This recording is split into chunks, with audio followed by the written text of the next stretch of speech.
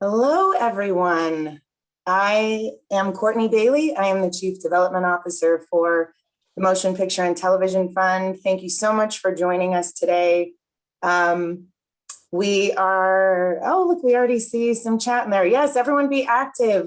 We're really happy to bring to you a very complex, to use a word from the title, topic where you get to hear from some incredible panelists today, two from MPTF, one from our fantastic partner, Delta, which I hope after this, we all feel very confident to go fly. They're gonna get into a lot of topics about the complexities of reopening. We started this webinar series at the beginning of the pandemic to address a lot of the mental health about closing. And now here we are reopening, and it provides anxiety. It's so much that's going on to get us back to normal, and that normal is a new normal. So I want to thank everyone for joining us. I hope that we can see you in person soon, and then we can stop these exclusively virtual events. But at the same time, what a great way to take a moment out of your day and to just listen, learn, and breathe. And so today, I am pleased again to announce or to introduce our moderator, Dr. Scott Kaiser, who is our Chief Innovation Officer. He is a practicing geriatrician, and he's just incredible. And Scott really is focused on brain health and how to improve aging, and does so much for not only our entertainment population and beyond. And again, I want to say a special thank you to Jessica Caughey, who Scott will introduce, as well as Scott Santoro, a very special guest from Delta. And here we are in Mental Health Awareness Month. Tomorrow's a special day that I know Jessica will be talking about. And we're in a special year for MPTF. It's our 100th anniversary. And while this is an opportunity for us to raise funds to really build the strength, to strengthen the safety net of the industry, it's also our opportunity to provide further resources and to let you all know that we are here for you, that we are in this together. We are all going through it, no matter your position, no matter what's going on in your life. You've got partners in us, you've got support, you've got friends, you've got family, most importantly. So with that being said, Dr. Kaiser, take it away. Thank you, Courtney. Yeah, it's a real pleasure to be here once again. I've enjoyed these community webinars so much, and I'm very much looking forward to our conversation today. Today, we've got Scott Santoro, who is Vice President, Los Angeles and Sales West for Delta. He's responsible for strengthening Delta's presence on the West Coast by overseeing the commercial strategies for Delta's Los Angeles and Seattle hubs. I also noticed looking through his bio that he also covers region from the Midwest US to Australia. So I was looking at the globe. I didn't know which way to figure out what that leaves out, but that's a lot of ground. So I'm sure he racks up a lot of miles. And he has more than 18 years of experience in the airline industry, leading airport operations, marketing, sales, finance, and loyalty. In addition to his service to Delta, he's got an unbelievable service commitment to the community, his partnership with MPTF, obviously, but also the LA Coalition, the Bob Hope USO and USO West, the Children's Hospital Los Angeles, CHLA, incredible organizations that I know his support is very significant. And then we're joined by Jessica Caughey, who is our very own MPTF Director of Campus and Community-Based Social Services. In this capacity, she oversees 8 social workers who work in a variety of social service programs, basically doing all those great things that MPTF does and supporting our industry members in living and aging well. Also oversees the 2 chaplains who are dedicated to the spiritual health of both our campus and community-based clients. Jessica has been an indispensable part of the MPTF team. Jessica really is one of those people who, when you say, what is MPTF, who is MPTF, it's Jessica. And she's been in this role since 2007. She's been with the organization. And as if that's not enough in terms of all the service that she provides, she's also supervises our GSWEC interns. So we have interns from the social work schools around Los Angeles who come to MPTF. And it's really amazing because this is where Jessica really passes the mantle. She cultivates these interns who then sometimes even come join MPTF and emerge as great leaders and do so much to serve our community. So it's a real pleasure. I think we're going to have an awesome conversation today. I'm glad to see so many of you here. We're going to cover everything from vaccination programs to vacation plans, safety to sentiment, and I've got much more alliteration where that came from. Awesome alliteration, actually. So just, hit us in the chat if you want me to keep riffing. Otherwise, I will be quiet. But in all seriousness, as we transition into this conversation, I just want to share my screen for a second here, because sometimes a picture is worth 1,000 words. I mean, look, we've been doing these community webinars throughout this past year. I was looking back at all the topics we've covered, things really about from the practical of how to stay safe and COVID vaccines when they were just coming out to real spiritual questions about purpose and meaning. And I think we're going to bring it all together today. But again, I'm sure all of us, we look at this chart and have a little jolt, a little PTSD looking at both those spikes, but particularly that major spike around January. And, just to put into context how this webinar in particular sits at a real bookend, where we started these because of this huge adjustment in our life and the tremendous pressure on all of our lives, on the economy from this devastating pandemic. And now here we are, we're talking about reentry, reopening. And that's a wonderful thing. Obviously can't come soon enough, but it does bring its own forms of stress. And so I think it's important for us to pay credence to that and look, but hey, this is a good news webinar. Obviously, why are we reopening? Because people are getting vaccinated. So again, I just want to use the soapbox one more time to say, if you haven't gotten vaccinated yet, get vaccinated.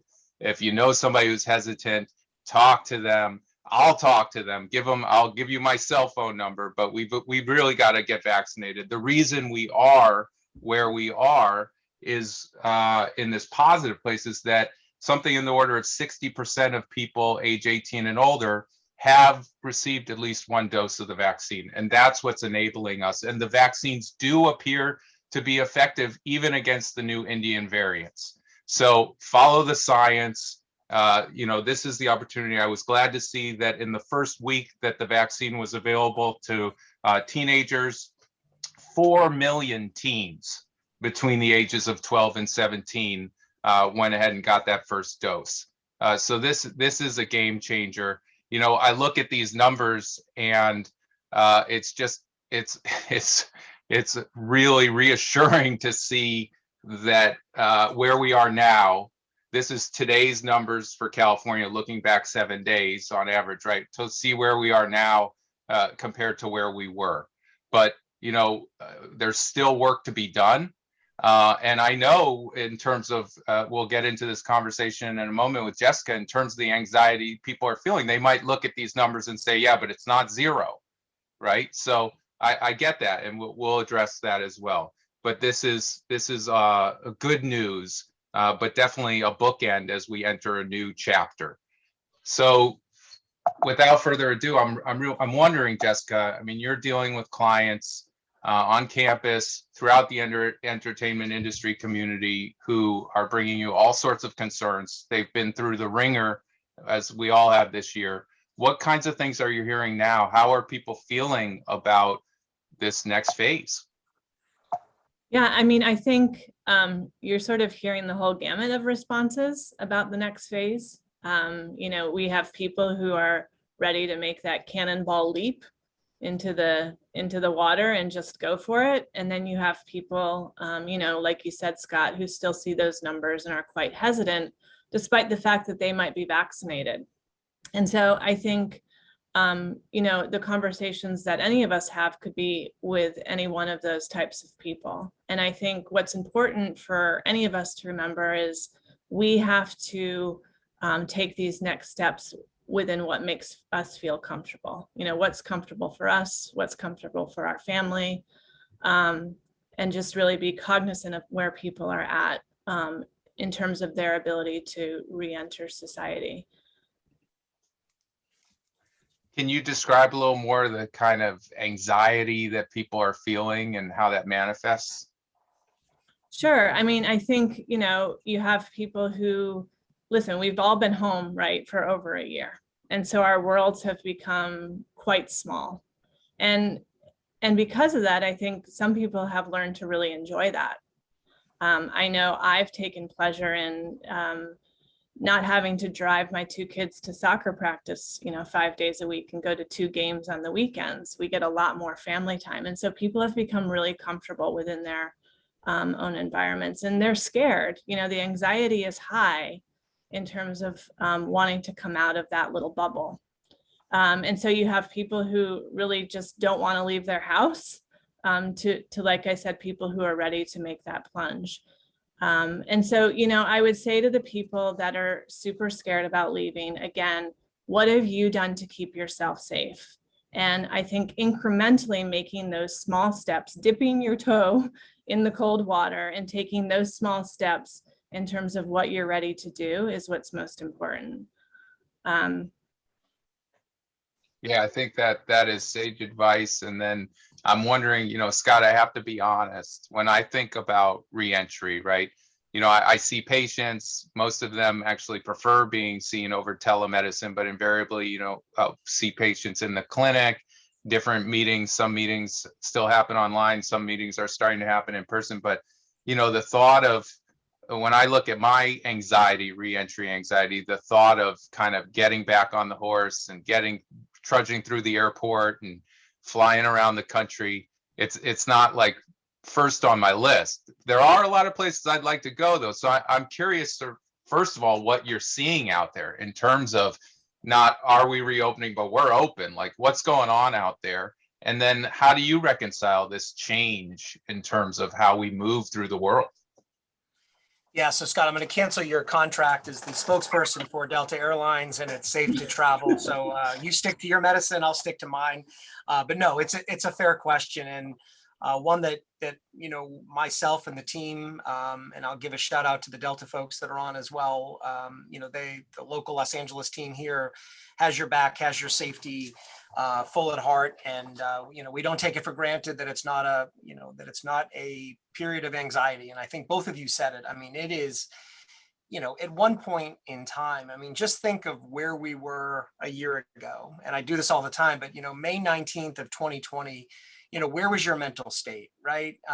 If you think back, March, we were really into it. April, we started to understand it. And the glimmer of hope in May came, and it, not by your numbers, Scott, but just by the thought of the time, well, it's warm, it's, this seasonal flu will go away. And of course, Memorial Day hit, then 14 days after Memorial Day hit. And of course, we saw the numbers spike, then July 4th hit, and then 14 days after that. And we were just in a, quite frankly, hurricane of all hurricanes of this pandemic, only to get worse. And so if you just think back to where your mental state was over a year ago, and it just wasn't good, right? I think back to myself. I mean, I had to play a cheerleader with the team to make sure that we kept in check with one another. And each of the team members were cheerleaders to me and to my team and to my family, and made sure that, we were okay. We were all checking in on each other, but we weren't really checking in on each other. It was more work, it was business, it was corporate related. We took an airline of over 5,500 flights a day,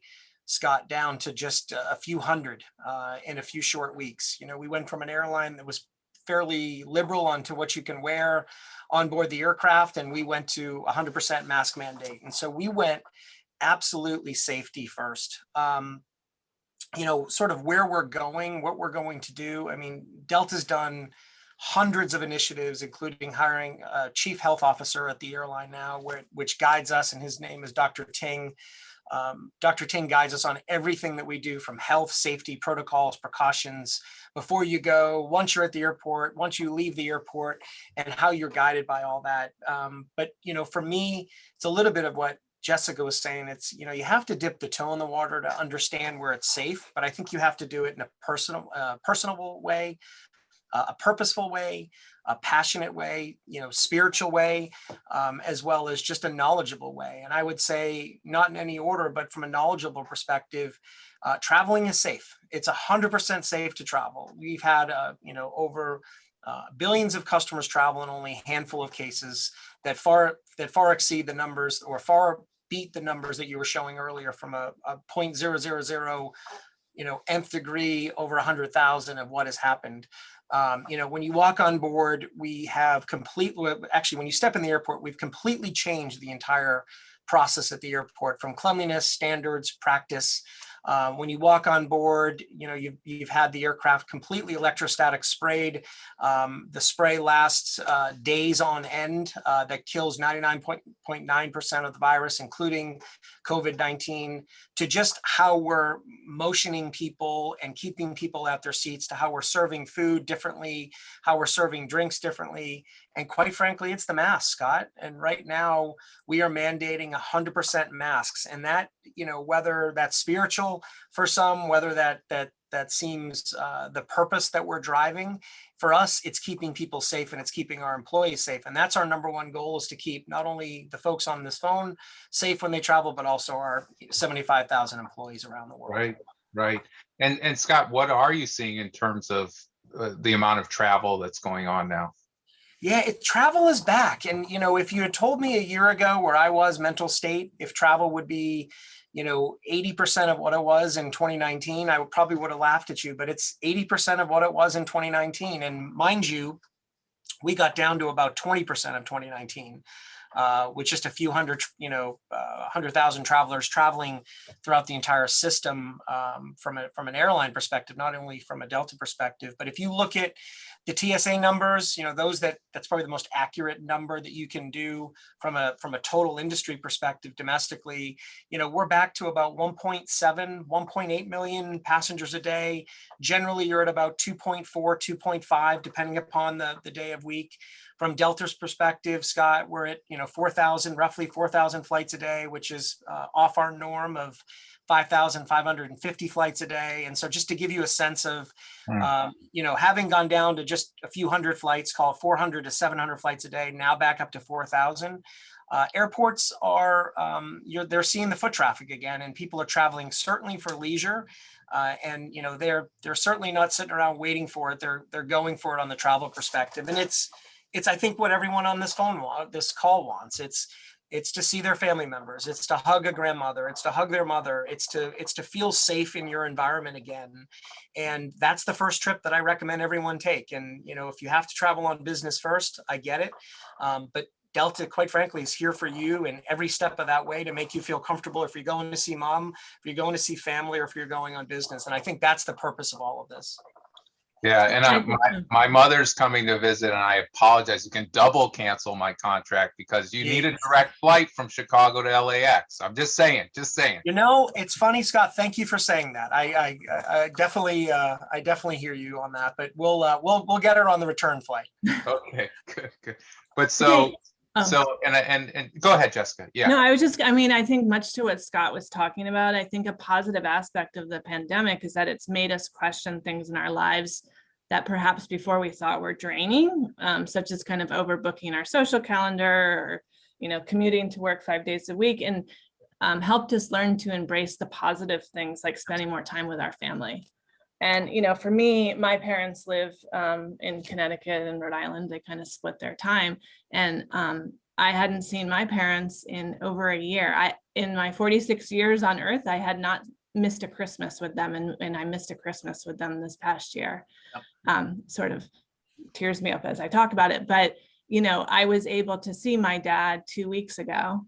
And it just, he was safe. He traveled across the country, and we got to see each other again. And so I think, as cases plummet, as things get safer, again, I think in order to help people kind of curb their anxiety is, again, what are we doing as individuals to keep ourselves safe? Getting vaccinated, hand washing, wearing our masks are really going to allow us to have those moments that we've missed out on in the past year.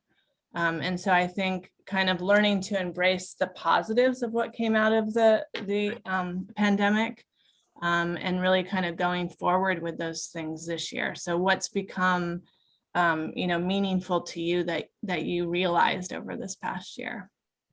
Yeah, I love that. I think that embracing the positives, and I'm hearing a lot about kind of moving with purpose and really focusing on what matters most, which is this is what we're always talking about at MPTF in terms of supporting our community and living and aging well with dignity and purpose.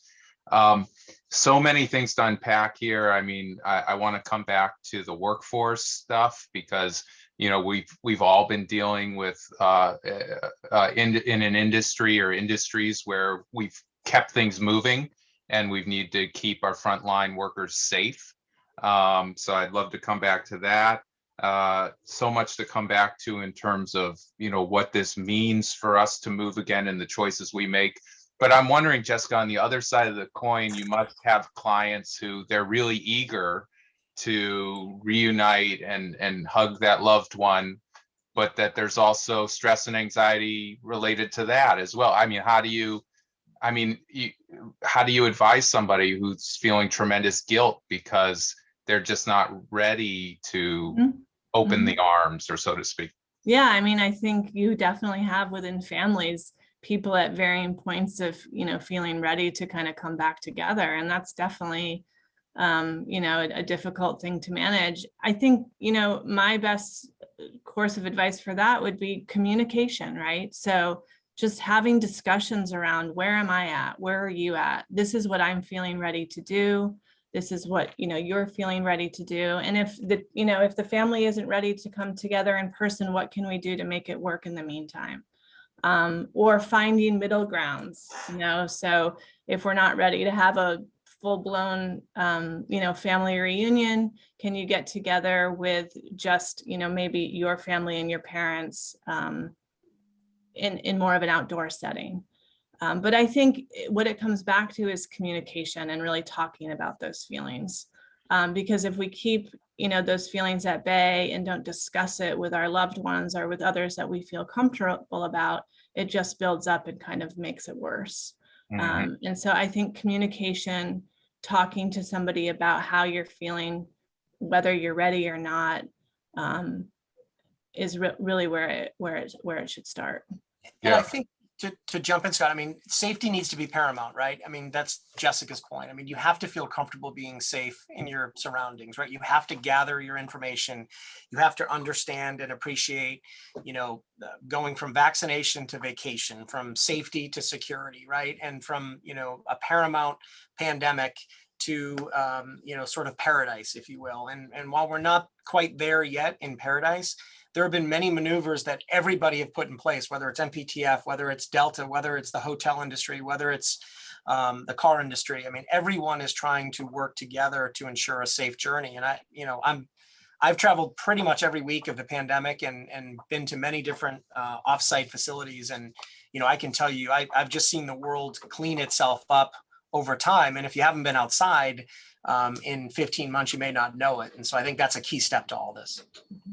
And Scott, how do we hang on to that? I mean, I hope the world doesn't have to get dirtier again just because we don't have we aren't ravaged by a pandemic. No, I mean, just like movie sets have gone through new protocols, Delta certainly has. And, if I had an hour to my just to talk about the cleaning protocol, I would, but I'll give you a 60-second plug for it. I mean, the world at Delta was always really clean. I will tell you that March 13th and onwards of 2020, we got even more clean.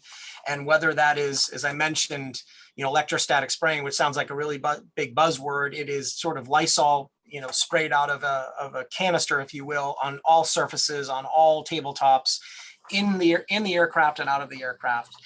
The air quality on board, whether it's through the industrial HEPA filters that we have, every several seconds, if you will, we're recirculating air through that aircraft. And, it's basically your air that you're breathing in from air above you, through the floorboard, going through a HEPA filter, then coming back in. So, and it's running through these HEPA filters. And I said every several seconds, every 2 to 4 minutes, effectively on every aircraft. And then it's just changing those HEPA filters twice the manufacturer recommendation that is happening as well. That is certainly helping bring that air of quality to it. But all of this, Scott, is over what we call the Delta Care Standard. And it's over hundreds of initiatives that we've put in place that really just make people, our employees, customers, vendors, security personnel feel safer about traveling. And it's really about, quite frankly, it's connecting the world. And we disconnected the world, and we had to disconnect the world as we put the airline to sleep a year ago. One other maneuver that I would just plug for a second, just to give you a sense of sort of the type of company that Delta is, which mirrors the values and partnership that is MPTF, is, we took a very bold move a year ago, and we announced that we would only be filling up 50% of the aircraft. We would block every middle seat on board an aircraft. So if, Jessica booked a trip, she would have the choice to have the seat open next to her, and would have the seat open next to her. Now, we didn't restore that for over 1 year. We're the only airline to keep that in place. And we just took a process and a prophecy, if you will, which is people over profits.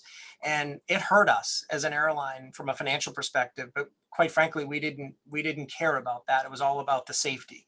And we followed guidelines. We followed CDC recommendations. We followed our chief health officer. And as vaccination rates got to a point of almost herd immunity, and we're just days away from, being at that point, you can debate whether it's 80% or 85%,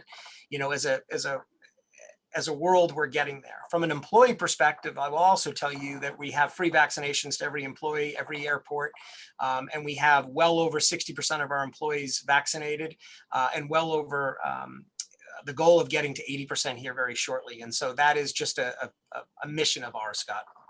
Yeah, it's interesting. That's another thing that we share. I mean, the testing and vaccination effort, I've definitely followed your work in the media. I mean, it was Herculean is the only way to describe it. I mean, unbelievable, the numbers.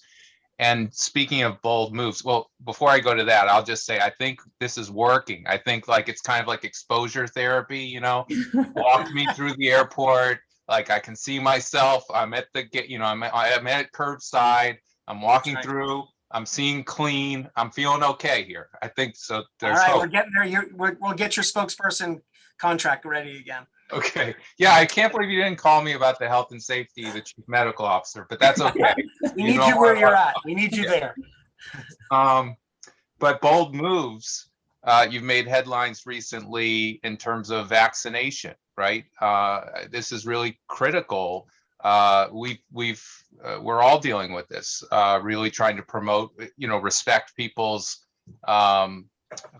positions, but try and really advance a culture where as many people are as vaccinated as possible. So talk to me a little bit about Delta's policies on that. Absolutely. I mean, look, it is everyone's body, their health, their way. And so that is not certainly why, I would sit here and say you have to get vaccinated without question. For us, it's a stance whereby we believe vaccinations are, the efficacy rates, basically the proven statistics on if you do get a vaccination, what that does to that does to the COVID numbers. And your graphs at the beginning, Scott, clearly showed that as vaccinations came on board, the numbers slipped considerably down. So that's obviously working. For us, we're not going to mandate employees get the vaccination. That's just not who we are. What we are going to do, though, is really track it by location. So quite frankly, we are not going to open up an office unless we have greater than 80% vaccination, or at least a herd immunity of 80%, but shooting for an 80% vaccination, which is really in our sites, not only in Los Angeles, we're already there, in our main offices throughout the globe as well, because that just brings a level of comfort if you have an 80% vaccination rate, and then there is an additional herd immunity that adds on top of that for those that have had it and recovered. And so, we may even be to a point very soon here where masks aren't even required indoors at our facilities, not the airport, but really our general offices. For all entrants into Delta, any new employee that is not employed today, May 19th, 2021, and starts from this point forward, they will have to be mandated from a vaccination standpoint. We're not going to really mandate it if you're here because it's not a condition of employment, but we will mandate it if you haven't started yet. And that's how strongly we feel about the vaccination. But again, if someone chooses to not work at Delta because they don't want to take the vaccination, that's entirely their call. But those internal to Delta, we're not going to mandate that. And Scott, that doesn't even get into the testing protocols that we've been doing for over a year. I've been tested either weekly or twice a week, as well as 75,000 employees have as well. And that's just been on Delta, things that we believe we can keep the public and our employee base free of COVID. Yep. And Jessica, while we're talking about vaccination, I know that MPTF has done a lot to help make sure everybody in the industry has access to vaccines. Mhm. Any updates people need to know regarding that? Well, we've been having community-based clinics where we've had some here both on campus and then at our local 80 site. And, if you're interested in finding out if we're having any other upcoming visits, you can log on to our website and ask that question. I don't know offhand when the next one is, but we have been really trying to get those vaccinations out there, both here on campus and off campus. We also, partner with UCLA. Those are, who bought out our health centers 5 years ago, and we partner with them regularly. And I think I get daily emails from them about, vaccines being available. And now anyone over the age of 12 can get the Pfizer vaccine. I know my daughter was begging me to sign her up, so she got her first shot on Monday night. Wow. Oh, wonderful. Yeah, she was very excited. So, and Jessica, see, you're not the salesperson, but I'm going to make you sell for a second here. Okay. Put up the number, something. Tell us what people, because I always feel like, the take home message is, call if you have a question, if you're wondering if you're not vaccinated yet. And what are some of the things people can call MPTF about? Well, I need to note, because it was just told to me that MPTF has completed 2,000 vaccines as of today. With our clinic in Burbank. So there's a good number for selling what motion picture can do. That's right. But in terms of services, we have a number of services that industry members and their families can engage in. The phone number to call if you're over 65 years of age is 323-634-3888. And that phone line will get you connected to a social worker. Some of the services that we offer are comprehensive geriatric case management for people still living out in the community, where you're assigned a social worker really who can help navigate kind of any and all situations that your aging parent or yourself aging might be dealing with. And then under the age of 65, we have our community social services program, and the phone number for that, I can put it in the chat in a little bit, is 323-634-3888. And that's for working industry members who might need help navigating kind of the ups and downs of working in the industry, getting referrals for mental health services, housing services, you name the gamut. We also have an amazing volunteer program that people can get involved in, a daily call sheet program that people can get involved in to decrease social isolation. We're starting to open up volunteering here on campus. So mptf.com is the place to look if you're interested in getting involved in any of those programs. Yeah, I know. I mean, this was already charted to be sort of an epic year for us as our 100th anniversary, but the amount of contacts and support and touches and services that we've had because of the pandemic, I mean, it's unprecedented. So hearing about that, the vaccination, the economic support, the emotional support, I mean, everything we do, it's always moves me. I'd like to go back to Scott. Well, actually, there's some good stuff in the chat here that I'm curious, Jessica. I'm going to put you on the spot a little bit because it's not occupational health is not necessarily your domain, but I think this is really interesting about, clients call you, they're struggling, they're trying to figure out how to navigate these new waters. What about supervisors and managers in the workplace? Like, I know I'm not making you follow HR guidelines or something. I'm just saying, as a social worker and as a compassionate person, how might you coach a supervisor or manager to make sure that they're really leading their team and making sure in a way that everybody feels comfortable and can be most effective in the new normal? Yeah, I mean, look, I supervise 8 people myself who, have obviously very different lives, and our society is opening up at such different rates. And so being a working mom, I know that schools haven't opened completely. I have a child who goes to school for 3 hours a day.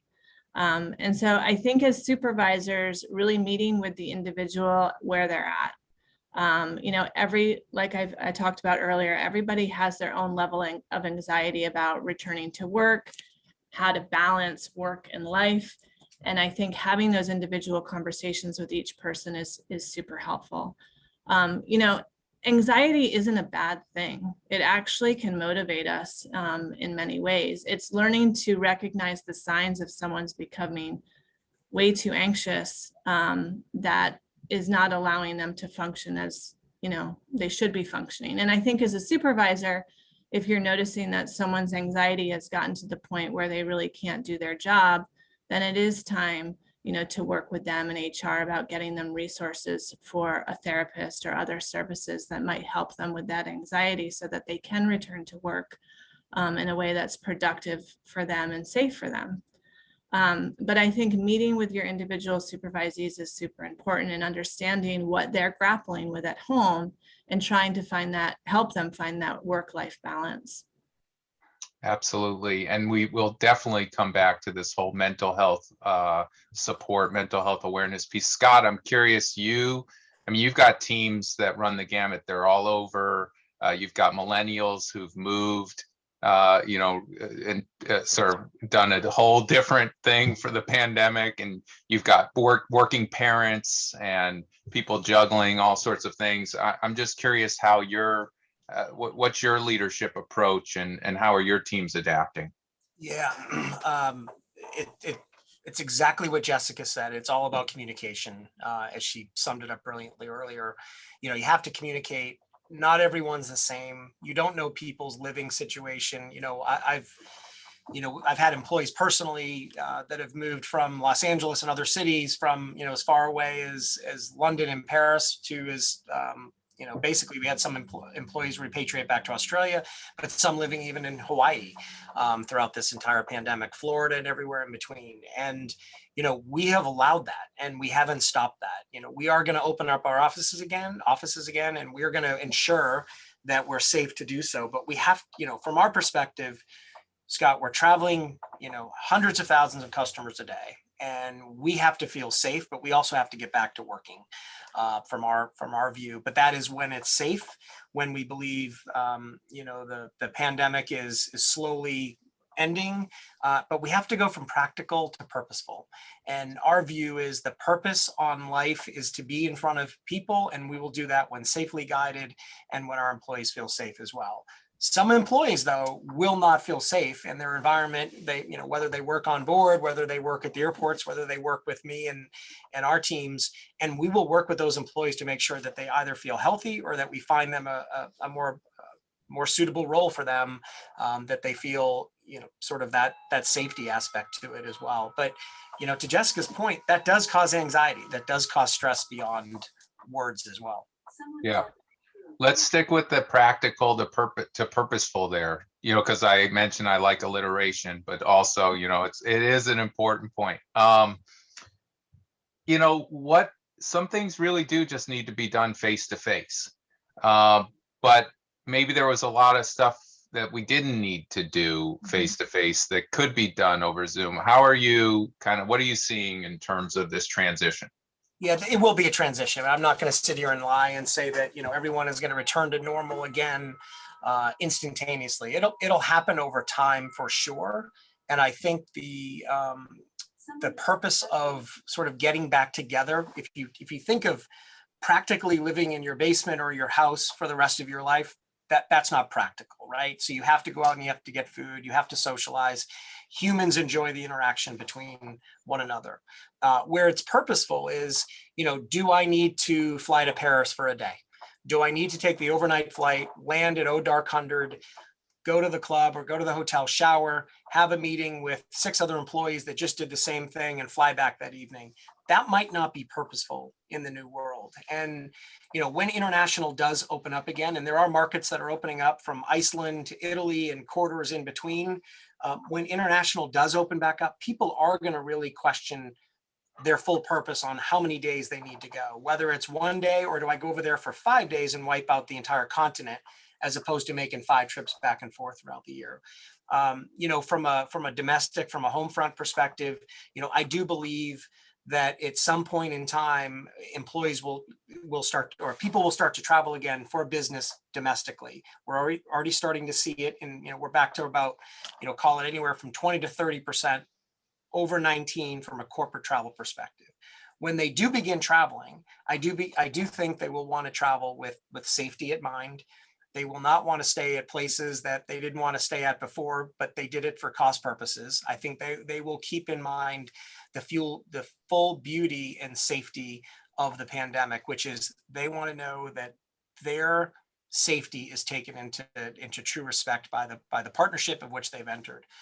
But practicality and purposefulness will be, I believe, a driver in what people get back to the full travel again. Absolutely. Absolutely. And guys, please hit us up in the chat and put questions. This is your opportunity to get some great information. I want to come back, Jessica, to something you were starting to move towards a moment ago, mental health overall, mental health in the workplace. One of the benefits of this last year has been that there's been a an awakening on many fronts, right? In terms of awareness, in terms of priorities. And I think we're at a tipping point in terms of acknowledging people's mental health concerns and destigmatizing and being proactive about supporting people in a meaningful way. Yeah, I mean, absolutely. I think, we're at the beginning of a huge conversation around mental health. And I think the pandemic, for good or for bad, has sort of risen it to a level that, it's in our face now and we have to talk about it. So this month is Mental Health Awareness Month. Tomorrow actually is Mental Health Action Day. And for that, we can do things on an individual level, and we can do things kind of on a national level. There's some nice resources at the National Alliance of NAMI, where you can log in and look to what you can do. But, even on an individual level, just looking inward at your own mental health and checking in with yourself. I think a talk I heard by a Harvard professor, Dr. Brooks, was talking about finding meaning and purpose out of the pandemic. What are things from before the pandemic that you don't miss doing? And making that list. And then what are things that you learned during the pandemic that you actually found yourself really to enjoy? And sort of, reprioritizing what brings you purpose. And I think, this month in terms of our own mental health is looking inward to find out, am I really taking care of myself in the way that I want to be taking care of myself? Do you know a friend maybe who's struggling that perhaps you have to reach out to? Do you have an employee that you can see is struggling that you have to lend a hand to? I mean, back to the supervisor question, you really have to treat each employee as their own individual. And it might not just be one conversation, but it might be many conversations where you're kind of walking the walk with them as they make this transition back into the workplace. It's a huge deal, and we're all balancing a lot of things as we do that. So tomorrow is actually a mental health. What was it? Tomorrow is May 20th, which is Mental Health Action Day. And, on an individual level, just, sharing your story if you've struggled with mental health, checking out the NAMI website to see if there's a virtual walk that you can participate in, or if you can make a donation, talking to friends about mental health, talking to your family about it. It's just us continuing to raise awareness about the importance of it and taking care of our mental health. Absolutely. And support MPTF so we can support our fellow industry right. members. Scott, can you talk to us about prioritizing mental health as in part of the corporate culture? I mean, getting to know you just in the course of this webinar, I know that it's something that I'd love to be on your team. It sounds like you really care about every one of your team members, but it sounds like it's also part of the corporate culture. I would say it's the Delta culture too. And, you know, I've said this many times, you know, I like to think, you know, I do a decent job of it. I don't know that I did the greatest job of it in 2020. It was, and I've said this to my team too. And, you know, we just went into pandemic, panic and lockdown mode. And, you know, I think we all did, right? I've got 3 little kids that were looking up to me, you know, during the pandemic, and remember having a conversation with my daughter who's 14, going on 24. And of course, you know, she was asking for my advice on how she is supposed to handle this pandemic. And, you know, I said something very real at the time, and I didn't realize how real it was, but I don't have the answers for you. I can't help you with this pandemic. I've never been through this. My parents hadn't really been through this, right? Our grandparents had, in sort of some of the depending upon your age group, they've been through things like this, but we all had to learn it together. And, you know, that's ultimately what I said to her. And, you know, that's effectively what I've said to my team as well. And they've said to me, but, you know, I think this year for me has been the year of mental check-ins. I had a close colleague of mine that struggled with this a little bit and really, you know, came forth and just gave everyone advice on what happens here. And so Delta, from a perspective of mental awareness, we've always done a lot of things. It's provided resources. It's provided 800 numbers. It's given them a card if they have an issue that they want to call in. And I think we took a serious approach to it, Scott and Jessica, where, you know, we went and invested in apps, and we provided them which doesn't sound very warm, but it gives them an access point where they can really connect with a community, you know, on Delta's dime, with Delta's commitment, with our drive and our purpose. And then I would just say we're talking about it now. And I don't know that March 12th and beyond or prior to last year, we spoke about it a lot. And so we're talking about mental health. We're talking about anxiety. We're talking about real stress at work. You know, we're doing things like Zoom free Fridays or no call Fridays, just little things to give people that balance and that check-in. Because before the pandemic, I think people always thought they had to do certain things and act a certain way. And now with this pandemic, to Jessica's point earlier, it's just given us a moment to think for a second, you know, what is practical, what is purposeful. And people have real problems. They have parents living at home. They have children like I do, and we don't all have the answers. And I think we have to communicate, collect our thoughts, and really, you know, have it be a coalition of everyone coming forward. But that didn't stop at anxiety. You know, we do a lot on the diversity, equity, and inclusion front that brought us into 2021 with a really eyes wide open, ears open as well. So I'm definitely hearing from both of you tomorrow, at a minimum, as part of our action, just talk to people, talk about it, just talk about it in a really open, heart forward, genuine way.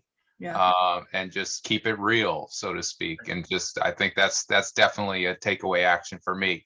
So now I didn't think this was going to be a therapy session for me with 90 of my friends, but I'm doing well. I'm feeling like I'm ready to travel. This is the way I roll. Check it out. So now I'm going to ask you about international travel, because not only am I on my Delta app booking a flight now, but I want to go to Italy. All right. So I've been watching Stanley Tucci, you know, he's great. Around Italy. I want to go to Italy. So talk to me about what I might expect with international travel, how that might be coming back, et cetera, et cetera. And there was a question in the chat too. I'd hit it right here. It's timely, but you know, you do not have to have a COVID test to travel domestically. Hawaii is a little bit different, but if you do go there, we have it all on our website on the homepage. Just click at the top and it shows what the requirements are. From an international perspective, we are working really hard, government by government, local airport by local airport, working with some of our greatest partners in the world, whether it's Air France, KLM, Virgin Atlantic, Aeromexico, and Latam and many others on what it takes to travel internationally. So we ran a test starting in December between Atlanta and Italy, whereby you had to have a test 3 days prior, negative, show up at the airport. You literally go through a COVID test car wash at a gate next to where the flight was departing. You do another rapid test, you test negative, you land in Italy, you then test again. And we found on those that only literally less than 0.01% of that, those that all went through it actually showed up at Italy, which is really a few cases, to be honest, that may have had it prior to flying, right? That's just the sense of it. The testing is 90x% valid, but these protocols that we've put in place are actually being used and duplicated throughout these different countries. And so if you're traveling to an Italy, if you're traveling to an Iceland announced if you've been vaccinated, you can come there, show your proof of vaccination. Other countries are doing the same thing. France will open up in June, as well as other countries that will follow behind. Vaccination cards will be a real thing if you're traveling internationally. They will accept them. Most countries, some countries will also require you to test before and after. And again, if you do have to travel to one of these countries, we have test kits and all the resources available on our website that you can order. Bottom line though, Scott, is international will open up. It'll open up differently. I think Europe before South America before Asia, in probably that order. And as the US is really firing on all cylinders now, just based on really closely guided CDC guidelines, as well as statistics that on the COVID virus, you will see an international framework happen here in the next couple months that will start to initiate and ignite the international travel. So I see there have been some great comments in the chat and questions to us as the panelists here. I apologize, we haven't gotten to everybody's, but I do want to go to one that just came through from Nancy Rubin. It just says, please speak about the importance of community. And when I saw that, I thought, gosh, that's what the connection is here, right? Is what we're talking about is getting back out there so we can connect person to person and strengthen our communities. And that's what MPTF is all about, building community. You know, I talked about supporting people and living well and aging well, but it's also in helping each other in times of need, and our volunteer programs and getting out there and being available. So Jessica, can you just talk about how we can build an even stronger, more meaningful community as we re-enter, even facing our re-entry anxieties? Yeah, I mean, I think building a stronger community, look, we've all come out of a pandemic, right? I mean, that's incredible. And so, you know, together we know we've come through it at different levels. I mean, we're all, like I've said before, we're all coming out of it at different levels, but you know, I feel like I sound like a broken record. It comes back to communication, reaching out to, you know, who do you see as your community, and maybe even beyond that. The idea of purpose, it's about reaching out and giving ourselves to others. That's what brings a lot of us purpose and joy. And so who in your community can you reach out to, maybe to lend a helping hand or a listening ear, or to share a story with? You know, connecting with others maybe that you haven't connected with in a while, to sort of rebuild that community, because it is extremely important. I mean, we're human beings, we thrive on social and personal connection. And so reaching out to people that you haven't reached out to in a while, or those that are close to you, community is super important. Scott, parting thoughts on community? Yeah, absolutely. I mean, this is why I'm here. You know, Courtney took a chance and gave Delta an opportunity an MPTF to connect with this audience. And you know, I jumped at the opportunity and thought it was just an amazing environment. I've said to Courtney and team before, Bob as well, that, you know, Delta and MPTF are no different. We serve the same purpose. We're a people-driven, value-driven purpose in our promise, and that is something that we hold tight. And I loved the subject of this. You know, what does life look like now? My response back is, what do you want life to look like? And let us help you with that. If there's anything that Delta can do to make you feel more comfortable about the research that we've done, whether it's travel or being in public, or whether it's with our relationship with MPTF, we stand ready for you, and we're here for you. Excellent, excellent. Well, thank you both. I feel better. I feel ready to get out there. I'm excited. I'm excited for tomorrow to talk to people I love and care about, and to destigmatize mental health, and to act, and to just have that be a first step in building community so that we can build back much better and continue to do the good work we're doing. And I think with that, I'm going to hand it over to Courtney, and I'm going to go book some flights. I like that. I may or may not have been searching for flights during all of this, and I am ready to get out there. Scott, Santoro, Jessica, thank you so much. This has been incredibly helpful. Scott Kaiser, as always, the way that you approach everything with such empathy and compassion. And I love listening to the end of this about community and getting out there. Also, I see Bob Beecher, our CEO. This is MPTF, right? We have our CEO watching and engaging, and so grateful to be a part of this conversation. And Scott Santoro, I want to just go back to what you had said in the pre and this today. Yes, Delta and MPTF, we are all about, like, what do you want life to be like? It's about more connection with your family. There were some silver linings over the pandemic that have changed us all, hopefully for the better, and a more purpose-driven life. And MPTF is a family, and we are a safety net for so many people. I hope every industry can act like how Delta takes care of its people, how we try to take care of our people. So thank you all. I know Jessica put in our intake line. Honestly, don't worry about the anything that trips you up about, well, should I call? What can they help with? We are here to help. Our social workers are unbelievable. They are unbelievable. Our nurses, our staff.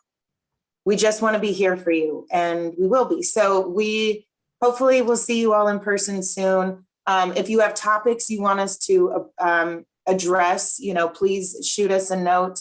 I'll make sure that my email goes in the chat as well if anyone wants to reach out. Go book your flight, hug the people you love, call them. That human connection, we've missed it.